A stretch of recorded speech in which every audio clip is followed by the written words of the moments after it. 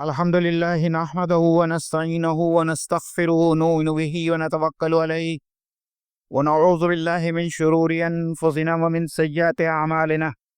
من يهده الله فلا مضل له ومن يضلله فلا هادي له، وأشهد أن لا إله إلا الله وحده لا شريك له، وأشهد أن محمدا عبده ورسوله. أما بعد، قال الله تبارك وتعالى في القرآن المجيد والفرقان الحميد: أعوذ بالله من الشيطان الرجيم، بسم الله الرحمن الرحيم. خلقنا الإنسان في أحسن تقويم ثم رددناه أسفل سافلين.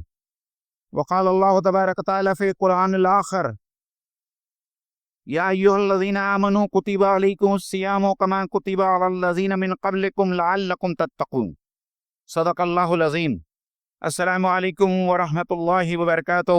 مسلیان حضرات، الحمدللہ ثم الحمدللہ، ہم ایک ایسے فضیلت والے مہینے کے بہت قریب پہنچ چکے ہیں جو انشاءاللہ تعالی ایک یا دو دنوں میں جو ہے ہم اس کو خوش آمدید کہنے والے ہیں.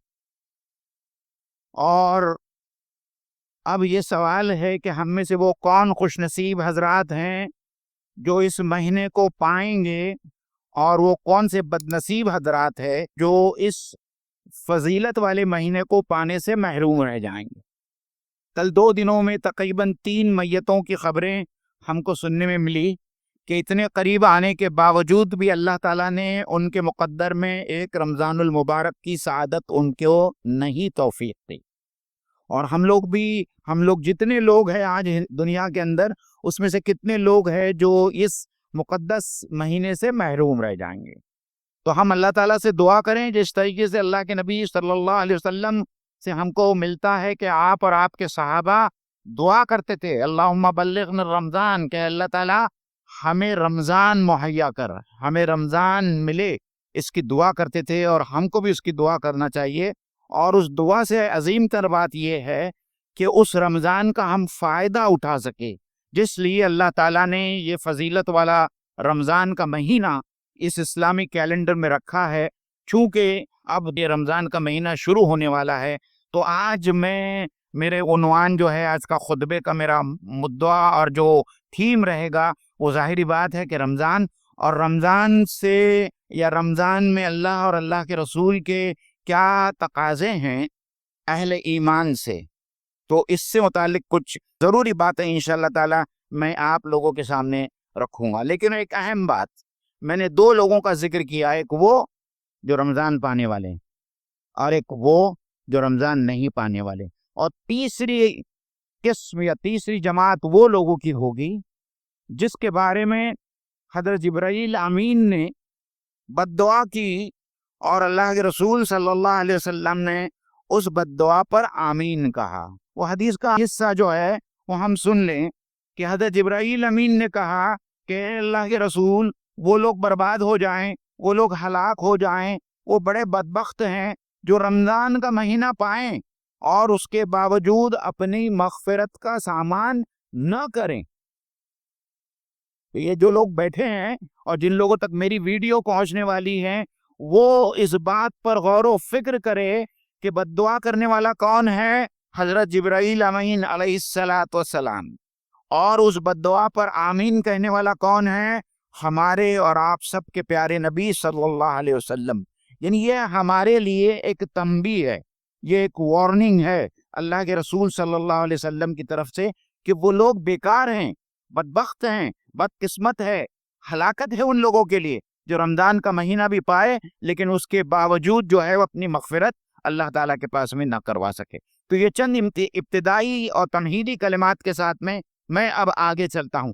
آپ دیکھیے، پورے رمضان المبارک کے اس مہینے کو ایک ہولسٹک ویو دیکھے، ایک مجموعی طور پر اگر آپ رمضان المبارک کے مہینے کو دیکھیں تو ایسا لگتا ہے کہ اللہ تعالیٰ نے یہ پورا مہینہ ایمان والوں کی تربیت کے لیے جو ہے نصب کیا، پورا کے پورا مہینہ. اس کی میں نے 7 یا 8 انفرادی عبادات میں آپ کو ایک ایک گناتا چلوں گا، اور کس طریقے سے اس کے اندر ہمارے ایمان والوں کی تربیت کا سامان اللہ تعالیٰ نے اس کا نظم کیا ہے، اس کا انتظام کیا ہے. روزہ لیجئے، سب سے پہلی عبادت. اور روزہ جو ہے ہماری تربیت کیسی ہے کہ ہماری جو جنسی خواہشات ہے، ہماری جو بہیمی خواہشات ہیں، بھوک ہے، پیاس ہے، اس کے اوپر، اور ہمارا نفس ہے جو ہم کو اکساتے رہتا ہے، اس نفس کی تربیت کرنا ہے، اس بھوک اور پیاس کے اوپر قابو پانا ہے، اپنی شہوانی جذبات پر قابو پانا ہے. یہ روزہ ہم کو سکھاتا ہے. یہ تربیت ہے ہماری اس مہینے میں کہ ہم سحر کے وقت سے افطار کے وقت تک نہ کچھ کھاتے ہیں، نہ کچھ پیتے ہیں، اور نہ اپنی بیوی سے مباشرت کرتے ہیں جو حالانکہ حلال ہے. تو ان تمام حلال چیزوں کو ہم اپنے اوپر حرام کر لیتے ہیں، اور اپنے نفس پر قابو پانے کی تربیت کا یہ ایک بہترین ذریعہ ہے جو 30 دن تک اللہ تعالیٰ جو ہے ہم کو اس سے گزارتا ہے. تو یہ پہلا چیز جو ہے، پہلا جو فرض ہے جس کے بارے میں میں بعد میں اس آیت کے اوپر آؤں گا کہ اللہ تعالیٰ جو ہے رمضان میں اللہ تعالیٰ نے ہم پر روزے فرض کیے. تو یہ پہلا روزہ ہے. پھر دوسرا تراویح ہے. یہ نفلی عبادت ہے، اور یہ ایسا نہیں ہے کہ باقی کے مہینوں میں نہیں ہے. جو نماز قیام اللیل کے نام سے مشہور ہے، جو نماز تہجد کی نماز کے نام سے مشہور ہے، لوگ اس کے اندر مغالطہ کرتے ہیں اور لوگ سمجھتے ہیں کہ تراویح کوئی الگ چیز ہے. تراویح کوئی الگ چیز نہیں ہے. یہ وہی نماز ہے جو اللہ کے رسول اور صحابہ کرام ہر شام ہر رات میں جو ہے تہجد کی شکل میں ادا کرتے تھے. اسی کو جو ہے رمضان کے مہینے میں پوری جماعت کے ساتھ میں ہم کو ادا کرنا ہے، اور وہ ہے تراویح. اور یہ تراویح اس لیے رکھی ہے کہ یہ رجوع الی القرآن کی تربیت ہے. ہم قرآن کی طرف کیا ہو جائیں؟ راغب ہو جائیں. کم سے کم اس ایک مہینے میں ہم امام سے قرآن مجید کو سنیں، اس کے معنی کو سمجھے. انفیکٹ بہتر تو یہ ہوتا ہے کہ جو حصہ قرآن مجید کا ہم تراویح میں سننے والے ہیں، اس حصے کو ہم گھر سے پڑھ کر آئیں، اس کا مطلب سمجھ کر آئیں، اس کی معنی اور تفہیم سمجھ کر آئیں. تو آپ کو یہ احساس ہوگا کہ جیسا جیسا امام قرآن کو پڑھتا جا رہا ہے، ویسے ویسے وہ اس کے معنی کہ اللہ تعالیٰ آپ سے کیا چاہتا ہے، اللہ تعالیٰ اپنے کلام میں تم سے کیا کہہ رہا ہے، یہ آپ کے سامنے جو ہے منتشر ہوتے چلے جائیں گی اور سامنے آتے چلے جائیں گی. ٹھیک ہے. تو تراویح جو ہے یہ دوسری تربیت ہے قرآن مجید کو سمجھنے اور اس کے اوپر عمل کرنے کے لیے تربیت کا حصہ ہے. تیسری چیز ہے زکوٰۃ ہے. دیکھیے انسان جو ہے، میں نے جو آیت پڑھی کہ اللہ تعالیٰ کہتا ہے کہ خلقنا الانسان فی احسن تقویم، ہم نے انسان کو بہترین ساخت پر پیدا کیا. ثم رددناہ اسفل سافلین، اور اس کے بعد میں وہ جانوروں سے بدتر زندگی گزارنے پر آمادہ ہو گیا، اور اس درجے میں پہنچ گیا کہ جہاں جانور بھی نہیں پہنچ پاتے ہیں. اس میں ایک سب میں بڑی بات جو ہے جو انسانوں میں ہے وہ ہے مادہ پرستی، دنیا پرستی، بخل، شوق. اور یہ جو زکوٰۃ کا نظام جو بنایا گیا ہے اس مہینے کے اندر، جس میں ہم زکوٰۃ دیتے ہیں، اور یہ زکوٰۃ کیا ہے؟ یہ ہماری بخل، ہماری دنیا پرستی، ہمارا مادہ پرستی کا علاج ہے. یہ کنٹرول ہے اس کے اوپر کہ ہم سیکھتے ہیں کہ کس طریقے سے اپنے بھائیوں کے دکھ کو، درد کو محسوس کریں، ان کی بھوک کو محسوس کریں. دیکھیے یہ جو روزہ رکھنے میں جو انسان کو بھوک کا احساس ہوتا ہے، بھوک کا شعور ہوتا ہے، آپ مجھے بتائیے کہ ہم لوگوں میں سے، مسلمانوں میں سے جو صاحب حیثیت لوگ ہیں، جنہوں نے بھوک کو کبھی سہارا ہی نہیں، جنہوں نے بھوک کو کبھی ایکسپیرینس ہی نہیں کیا، وہ کیا جانیں گے کہ بھوک کیا ہے؟ ان کو رمضان کے مہینے میں روزہ رکھنے کے بعد میں اس کو احساس ہوتا ہے کہ بھوک بڑی خطرناک چیز ہے. یہ وہ بھوک ہے جو انسان کو اسلام اور ایمان سے ارتداد اور کفر کی طرف لے کر چلے جاتی ہے. اللہ کے رسول صلی اللہ علیہ وسلم کی حدیث ہے اس سلسلے میں. تو جب انسانوں کو، صاحب حیثیت لوگوں کو اس بات کا احساس ہوتا ہے اس رمضان سے، اس روزے سے، کہ بھوک کیا ہے، تو پھر وہ اللہ کے رسول صلی اللہ علیہ وسلم نے کہا کہ یہ مواسات کا مہینہ ہے، یہ مواخات کا مہینہ ہے، یہ بھائی چارگی کا مہینہ ہے، یہ لوگوں کی مدد کرنے کا مہینہ ہے. تو ہم اس مہینے میں اپنی آمدنی میں سے جو اپنا بچایا ہوا ہے، جو نیٹ ورتھ ہے، اس میں سے 2.5% جو ہے اللہ تعالیٰ نے سورہ توبہ کے اندر جو 8 مدیں لکھی ہے، ان 8 مدوں میں ہم تقسیم کرتے ہیں. تو یہ بھی ایک تربیت ہے کہ مادہ پرستی کے خلاف، دنیا پرستی کے خلاف ہم اپنے نفس کی کس طریقے سے تربیت کریں۔ چوتھی بات جو ہے وہ ہے اعتکاف۔ آخری عشرے میں عام طور پر ہمارے یہاں سے بہت سارے ایمان والے بھائی اعتکاف میں بیٹھتے ہیں۔ اللہ کے رسول صلی اللہ علیہ وسلم نے ہر رمضان میں اعتکاف رکھا 10 دن کا، اور ایک مرتبہ اللہ کے رسول صلی اللہ علیہ وسلم نے 20 راتوں کا اعتکاف رکھا، اور ایسا کبھی نہیں ہوا کہ اللہ کے رسول کبھی اعتکاف سے غافل رہے ہو۔ یہ اعتکاف بذات خود ایک بہت بڑی تربیت ہے۔ یہ تربیت کیا ہے کہ ہم اپنی پرائرٹیز کو سمجھیں، ہماری ترجیحات کو سمجھیں۔ ہمارا پوری عمر آپ دیکھیے، صبح ہوتی ہے، شام ہوتی ہے، عمر یوں ہی تمام ہوتی ہے۔ صبح ہوتی ہے، شام ہوتی ہے، ایک دن جاتا ہے، ایک مہینہ جاتا ہے، ایک سال جاتا ہے، اور ہم یکسوئی کے ساتھ میں کبھی بھی اللہ تعالیٰ کے لیے اپنا وقت جو ہے وہ نکال نہیں سکتے۔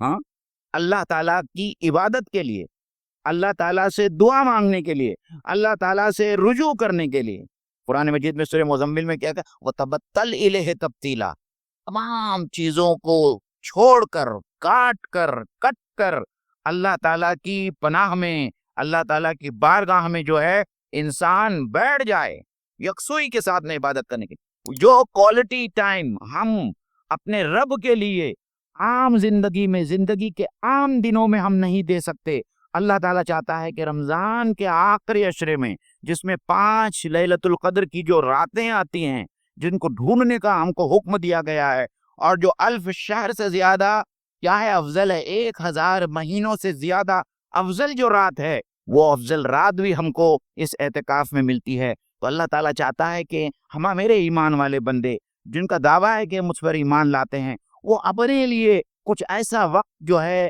الگ سے ہٹا لے۔ ایک 10 دن کا سوال ہے حضرت، ہم 10 دن پکنک پہ چلے جاتے ہیں، ہم 10 دن بزنس ٹور پہ چلے جاتے ہیں، ہم 10 دن اپنے رشتہ داروں کے یہاں شادیوں میں چلے جاتے ہیں۔ کیا سال میں ہم 10 دن اپنے رب کے لیے یکتو ہو کر اس کی عبادت کرنے کے لیے، اپنا احتساب کرنے کے لیے ہم اس کے اوپر کام نہیں کر سکتے، یا یہ ہم نہیں کر سکتے؟ ایسا کوئی بہت مشکل کام نہیں ہے۔ تو اعتکاف جو ہے تبتل الیہ تبتیلا کی جو ہے کیا ہے، تربیت ہے۔ اور آخری بات جو ہے لیلۃ القدر اور صدقہ فطر ہے۔ لیلۃ القدر کیا ہے؟ وما ادراک ما لیلۃ القدر، لیلۃ القدر خیر من الف شہر۔ تم کیا جانو کہ لیلۃ القدر کیا ہے؟ انسان تصور ہی نہیں کر سکتا کہ لیلۃ القدر ہے کیا چیز۔ انشاءاللہ تعالیٰ آنے والے خطبوں میں ہم لیلۃ القدر کے اوپر بات کریں گے، لیکن اللہ تعالیٰ نے ایک چھوٹی سی بات کہی کہ یہ ایک رات جو ہے 1000 مہینوں سے بہتر ہے۔ یعنی ایک رات کی عبادت آپ کریں گے تو اس کا ثواب جو ہے 1000 مہینوں کی عبادتوں سے زیادہ ہے۔ اب جو بہت ہی بیوقوف اور بہت ہی بدبخت ہوگا جو ان 5 راتوں میں محنت کر کے یہ جو ہے لیلۃ القدر کو نہیں پائے گا یا کھوئے گا۔ ہمارے پاس میں ہمارا بڑا مسئلہ ہے، ہم لیلۃ القدر یا آخری طاق راتوں میں یا آخری عشرے میں ہم جب بازاروں میں جاتے ہیں، میں بھیونڈی میں اکثر جاتا ہوں طاق راتوں میں، یا کلیان میں ہم جاتے ہیں، تو ہم کو پورے بازار میں اور پورے شیواجی چوک پر اور پورے مال میں مسلمان عورتیں برقع پہنے ہوئے، مسلمان مرد جو ہے صرف جو ہے عید کی تیاریوں میں مصروف نظر آتے ہیں، اور ان کو کوئی لینا دینا نہیں ہے کہ لیلۃ القدر ان کو ملتی ہے یا ان کو نہیں ملتی ہے۔ ان کے لیے دنیا کی زندگی، یہ تھوڑے دن کی لذت، یہ عید کی تیاریاں، یہ اس سے زیادہ اہم ہے کہ وہ لیلۃ القدر کو پائے۔ کتنی بڑی بدبختی ہے، کتنی بڑی جو ہے کم سعادتی ہے۔ یہ اس لیے ہے کہ ہم لیلۃ القدر کو پہچانتے نہیں، یہ اس لیے ہے کہ ہم نے لیلۃ القدر کا ذکر اپنے خاندان والوں میں، اپنے لوگوں میں، اپنی عورتوں میں، اپنے مردوں میں، اپنے بچوں میں اس کا شعور نہیں پیدا کیا۔ تو یہ بھی ایک لیلۃ القدر ایک تربیت ہے، اور یہ تربیت خاص اس لیے ہے، یہ لیلۃ القدر کی جو فضیلت ہے وہ کس لیے ہے؟ انا انزلناہ فی لیلۃ القدر، اس قرآن مجید کو ہم نے اس لیلۃ القدر میں اتارا ہے۔ پورے رمضان لیلۃ القدر اس کی جتنی فضیلت ہے وہ صرف اور صرف اس لیے ہے کہ اس مہینے میں اور اس شب میں اللہ تعالیٰ نے اپنی آخری کتاب قرآن مجید سارے انسانوں کی ہدایت کے لیے نازل کیا ہے، اور اسی لیے رمضان مہینے میں روزہ رکھنے کا حکم دیا ہے۔ تو رمضان کا مہینہ ہے وہ کتاب اللہ کی فضیلت کی وجہ سے، اس کی تنزیل کی فضیلت کی وجہ سے ہے، اور اس کی وجہ سے یہ تمام عبادتیں جو ہے اللہ تعالیٰ نے اس مہینے میں رکھ دی ہے۔ اور آخری بات جو ہے وہ صدقہ فطر ہے کہ ہم جانتے ہیں کہ عید کی نماز کو جانے سے پہلے یہ دیکھیے کتنے اچھے تہوار ہے جو اللہ تعالیٰ نے ہم کو دیکھے۔ ہم جب اپنے تہواروں کو دیکھتے ہیں اور ہم دوسرے لوگوں کے تہواروں کو دیکھتے ہیں تو بس بے اختیار وہ قرآن مجید کا وہ جملہ آ جاتا ہے کہ الحمدللہ الذی ہدانا لہذا، اے اللہ تعالیٰ تیرا بڑا احسان ہے کہ تو نے ہمیں یہ ہدایت دی کہ ہم ایمان والے گھروں میں پیدا ہوئے، ورنہ ہم اس ہدایت تک نہیں پا سکتے تھے۔ یہ تو اللہ تعالیٰ کا احسان ہے کہ ہم سب کو اللہ تعالیٰ نے ہدایت والے گھروں میں پیدا کیا۔ تو ہم جب دوسرے لوگوں کے تہوار دیکھتے ہیں، آج کل آپ کے پاس میں سوشل میڈیا میں بہت ساری تصویریں بہت ساری جگہوں کی آتی ہے، اور جو کراہت کا احساس ہوتا ہے، اور دیکھیے کہ ہمارے تہوار کتنے خوبصورت ہے، کتنے پاک و صاف تہوار ہے ہمارے، اور ہم ہمارے تہواروں میں اس بات کا خیال رکھتے ہیں۔ ہم سے کہا گیا ہے کہ ہمارے روزے معلق رہ جائیں گے جب تک ہم ہمارے غریب، غربا، مفلس لوگوں کو صدقہ فطر نماز سے پہلے نہیں پہنچاتے۔ تو ہم کو ہمارے تہواروں میں غریبوں کا بھی خیال رکھنا ہے، یہ اسلام کی خوبصورتی۔ اب جو میں نے پہلی آیت آپ کو سنائی اور اس کے بعد میں دوسری آیت سنائی، اس کے بارے میں آپ سے کہتا ہوں کہ دیکھیے اللہ تعالیٰ نے جب انسان کو بنایا نا، تو ایک بہت زبردست اسکیم کے تحت انسان کو بنایا، جو اکرام کے ساتھ میں، جس اہتمام کے ساتھ میں انسان کو بنایا، اس کے وجود کا ایک بہت بڑا مقصد تھا، اور اسی لیے اس کو علم کے زیور سے آراستہ اور پیراستہ کر کر اللہ تعالیٰ نے حضرت آدم علیہ السلام کو دنیا میں پہنچایا اور دنیا میں بھیجا۔ لیکن دنیا میں آنے کے بعد میں کیا ہوا؟ اللہ تعالیٰ نے سورہ 3 میں جو آیت رکھی ہے کہ خلقنا الانسان فی احسن تقویم، بہترین ساخت میں حضرت آدم کو پیدا کیا، ثم رددناہ اسفل سافلین۔ لیکن کیا ہو گیا؟ اپنے نفس کے دھوکے میں آ کر، شیطان کے دھوکے میں آ کر، دنیا کی شہوتوں میں آ کر، دنیا کی لذتوں میں پڑ کر وہ جانور سے زیادہ جو ہے وہ نیچے پہنچ گیا، نچلے درجے میں پہنچ گیا۔ اور اس کو اگر اوپر آنا ہے تو اس کے لیے کیا ضرورت ہے؟ اس کے لیے ضرورت ہے کہ اس کی تربیت کی جائے، اور اس کی تربیت کے لیے جو ہے اللہ تعالیٰ نے، جیسا کہ میں نے دوسری آیت میں کہا، یا ایھا الذین آمنوا کتب علیکم الصیام کما کتب علی الذین من قبلکم لعلکم تتقون، کہ اے ایمان والو، ہم نے تم پہ روزے فرض کیے اسی طریقے سے جس طریقے سے تم سے پہلے کی قوموں پر فرض کیے، تاکہ تم اللہ تعالیٰ کا تقوی حاصل کرو، اللہ تعالیٰ سے ڈرنے والے بن جاؤ، اللہ تعالیٰ کی نافرمانی کرنے سے بچ جاؤ۔ تقوی یہ ہے، تقوی یہ ہے کہ ہمارے قلوب میں، ہمارے سینے میں ہماری اللہ کی یاد ہمیشہ رہے، استحضار، اللہ تعالیٰ کا استحضار رہے، کہ کوئی غلط قدم اٹھانے سے پہلے ہمارا دل ہم کو آواز دے۔ دیکھیے جب تک علم اور نالج دماغ میں ہے، یہ صرف انفارمیشن ہے، دماغ میں ہے تو انفارمیشن ہے۔ جب یہ نالج، یہ انفارمیشن دل کے دروازوں پہ دستک دیتی ہے اور دل کو متحرک کرتی ہے، اور پھر ہماری زندگی میں وہ تمام تبدیلیاں آتی ہے اس علم کی وجہ سے، تب جا کر ہماری زندگی میں وہ انقلاب آتا ہے، جو انقلاب اللہ اور اللہ کا رسول ایک ایمان والے میں دیکھنا چاہتا ہے۔ ورنہ یہ تمام باتیں صرف دماغی عیاشی ہے اور صرف سوچ ہے۔ اگر اس سے ہمارے دل پر کوئی اثر نہیں ہوتا، اگر ہماری زندگی میں، ہمارے کردار پر اور ہمارے سیرت میں اگر کوئی چیز نظر نہیں آتی، تو اس علم کا کوئی فائدہ نہیں۔ اس لیے اللہ کے رسول ہمیشہ دعا مانگا کرتے تھے کہ اللہم انی اسألک علما نافعا، نافع علم دے۔ اور یہ علم اسی وقت نافع ہوگا جب اس علم کے اوپر ہم کیا کریں گے؟ عمل کریں گے۔ تو یہ عمل کی جو پورا کام ہے، یہ جو تربیت کا پورا خاکہ ہے، یہ تربیت کے جو پورے وسائل ہے، یہ رمضان کے مہینے میں اللہ تعالیٰ نے دیا ہے، اور اسی سے جو ہے اللہ تعالیٰ انسان، آج کا انسان کیا ہے؟ ہم کہتے ہیں نا کہ مین از اے سوشل اینیمل، آج کے بڑے بڑے لوگ کہتے ہیں کہ انسان جانور ہے۔ اللہ کہتا ہے کہ انسان جانور نہیں ہے، انسان میرا خلیفہ ہے، انی جاعل فی الارض خلیفہ۔ انسان بنانے سے پہلے اللہ نے یہ نہیں کہا کہ میں جانور بنا رہا ہوں، یہ نہیں کہا کہ میں بندر بھیج رہا ہوں، اللہ نے کہا کہ میں اپنا خلیفہ بنا رہا ہوں۔ ہم آپ سب، ایک ایک انسان اللہ تعالیٰ کا خلیفہ ہے۔ ایک ایک انسان اللہ تعالیٰ کا خلیفہ ہے، اور یہ خلیفہ اپنی ذمہ داریوں سے عہدہ برا کیسے ہو سکتا ہے؟ اللہ تعالیٰ آپ سے کیا کام لینا چاہتا ہے؟ اور پھر خلیفہ کے بعد میں تو اللہ تعالیٰ نے ہم سب کو الحمدللہ ثم الحمدللہ امت مسلمہ میں پیدا کیا. کنتم خیر امت اخرجت للناس تأمرون بالمعروف وتنہون عن المنکر. ایک اور پدوی بڑھا دی اللہ تعالیٰ نے، ایک اور ذمہ داری امت مسلمہ کی بڑھا دی کہ نہ تم صرف میرے خلیفہ ہو بلکہ تم میرے خیر امت میں سے ہو، جس کا کام ہی یہی ہے کہ لوگوں کو برائی سے روکے اور لوگوں کو نیکی کی تعلیم دے، لوگوں کو نیکی کی طرف بلائے. آپ یہ کیسا کر سکتے ہیں؟ جب تک کہ قرآن مجید سے آپ دور رہیں گے. قرآن مجید کو سمجھنا ہوگا. یہ وہی نسخہ ہے جس کو سمجھ کر اور جس پر عمل کر کے ہم سب سے پہلے ایک اچھے انسان. دیکھیے، جو انسان نہیں ہے وہ مسلمان نہیں ہے، جو ایک اچھا انسان نہیں ہے وہ ایک اچھا مسلمان نہیں ہے، اور جو ایک اچھا مسلمان نہیں ہے وہ ایک اچھا خلیفہ نہیں ہے. میرے نبی نے کیا کہا؟ میرے نبی نے اس شخص کے اسلام کی نفی کی جو اپنے پڑوس کا خیال نہیں رکھتا. رشتہ داروں کو چھوڑو، جو اپنے پڑوس کا خیال نہیں رکھتا، میرے نبی نے اس شخص کے اسلام کی نفی کی، قسم کھا کے.